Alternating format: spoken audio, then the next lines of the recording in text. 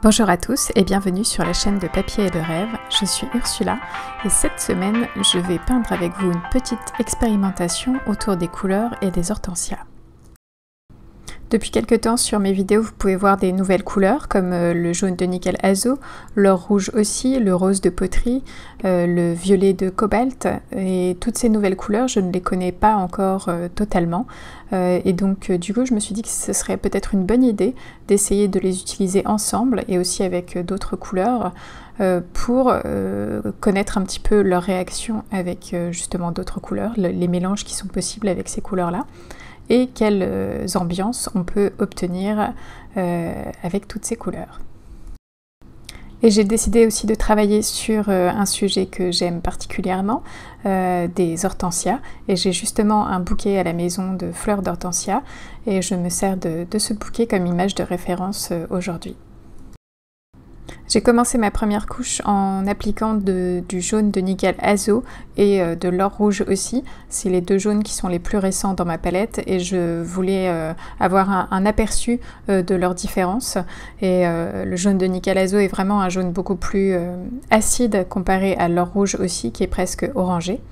À ces deux couleurs, j'ai ajouté du rose de poterie parce que c'est la couleur la plus récente que j'ai et je voulais un petit peu voir comment elle se mélangeait avec ces deux jaunes. J'ai aussi ajouté de l'écarlate brûlée de quinacridone et du bleu de lune. Et mis à part le jaune de nickel azo, toutes les couleurs que j'utilise sont des couleurs chaudes et elles fonctionnent donc très bien ensemble. Et c'est sûrement pour ça que le jaune de nickel azo me paraît un petit peu trop acide dans cette peinture. C'est parce que c'est une couleur froide comparée à toutes les autres couleurs que j'ai autour. Et comme vous pouvez le voir sûrement, aujourd'hui je ne travaille pas sur du papier satiné, donc totalement lisse. Je travaille avec un papier en grain torchon, donc avec beaucoup de relief, ce qui permet de mettre en avant toute la granulation de mes couleurs comme le rose de poterie et le bleu de lune. Dans mon bouquet d'hortensia, j'ai aussi un autre type de fleurs. Ce sont des toutes petites fleurs qui font un petit buisson en hauteur par rapport à mes hortensias. Je n'ai absolument aucune idée du nom de ces fleurs, mais je trouvais qu'elles s'accordaient très bien avec mes hortensias, puisque les hortensias sont des grosses boules, et ça, ce sont vraiment des toutes petites fleurs sur 1 milliard de tiges. Et je trouve que le contraste entre les deux fonctionnait très bien. Et donc avant de terminer cette première couche, je fais une première esquisse de ces petites fleurs avec mon pinceau en forme de dague. Je trace des petites lignes un petit peu dans tous les sens et je viens les flouter avec un pchit d'eau pour qu'elles soient un petit peu plus diffuses et un petit peu plus floues. Une fois cette première couche totalement sèche, il est temps de mettre un petit peu de définition dans les boules de mes hortensias.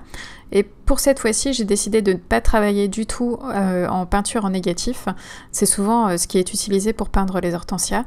Mais je voulais travailler plutôt en positif et intégrer un peu plus de couleurs pour donner de la dimension plutôt que peindre autour des couleurs foncées.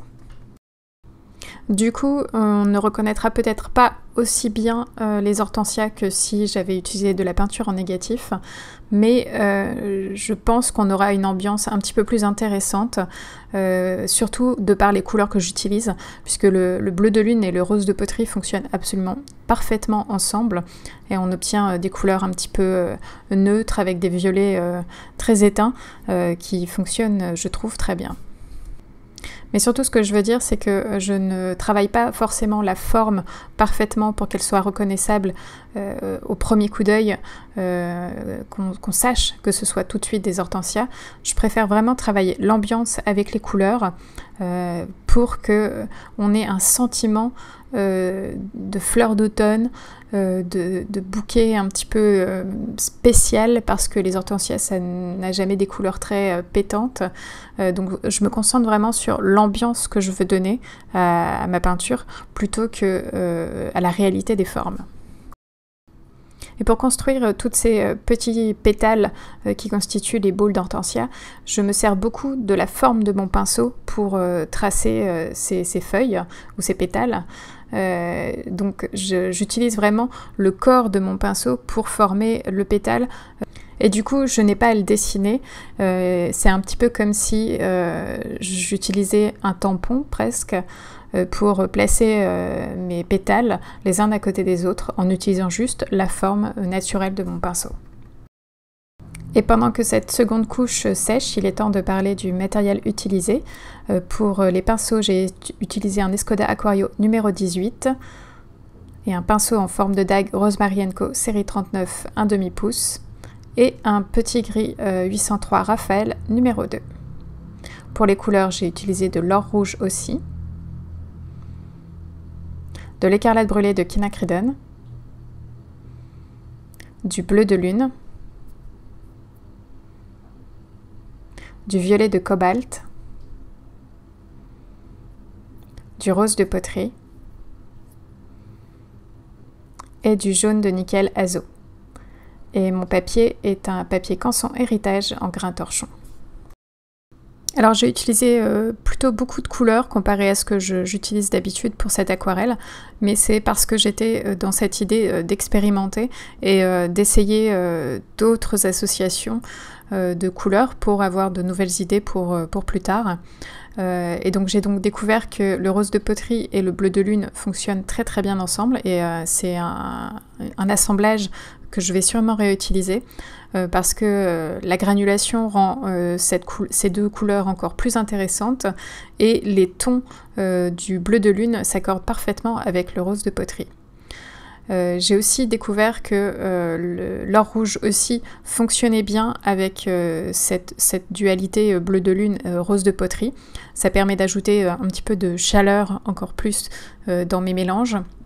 Et la couleur or rouge aussi se fond très facilement et très naturellement avec ces deux couleurs.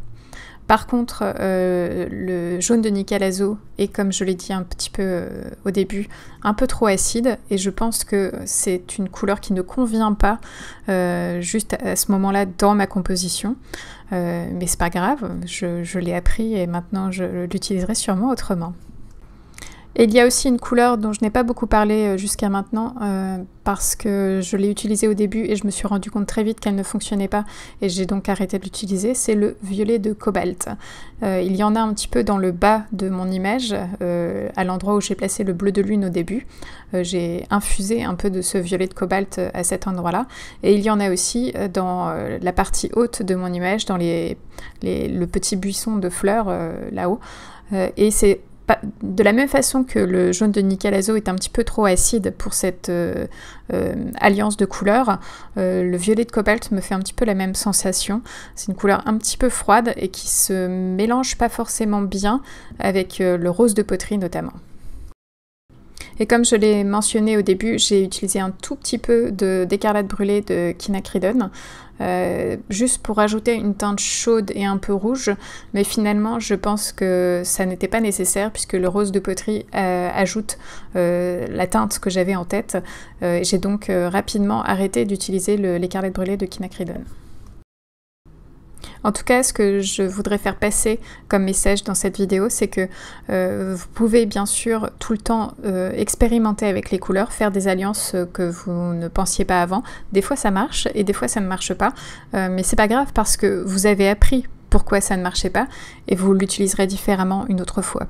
Je pense que c'est toujours une étape très importante d'expérimenter et de voir sur le papier ce que ça fait, puisque des fois on a des idées en tête qui paraissent très très bien mais qui ne sont pas forcément réalisables et qui ne fonctionnent pas, mais des fois ça peut fonctionner aussi et c'est toujours bien de le voir. En tout cas, c'est de cette façon-là que j'expérimente avec les couleurs. Je choisis un sujet plutôt simple, un peu bateau, juste pour que je puisse jouer avec les couleurs et j'ose dépasser les couleurs que je vois dans mon sujet. Je vais ailleurs, j'essaye de rechercher plutôt une ambiance et c'est de cette manière-là que j'expérimente le plus avec les couleurs. Et cette aquarelle m'a permis d'apprendre beaucoup sur les couleurs que j'utilise un peu plus en ce moment et sur les nouvelles couleurs qui ont intégré ma palette récemment. L'image finale que j'ai obtenue n'est pas forcément ce que j'avais en tête, mais je suis très contente de l'émotion et de l'atmosphère de cette aquarelle. Et je sais que j'ai plein de matières maintenant à utiliser pour d'autres aquarelles. J'ai matière aussi à beaucoup m'amuser avec tous ces mélanges de couleurs. Alors j'espère que vous aussi, cette semaine, vous oserez mélanger d'autres couleurs que celles que vous mélangez d'habitude et que vous expérimentez vous aussi. Et cette vidéo est à présent terminée. Merci de l'avoir regardée jusqu'au bout et j'espère qu'elle vous a plu.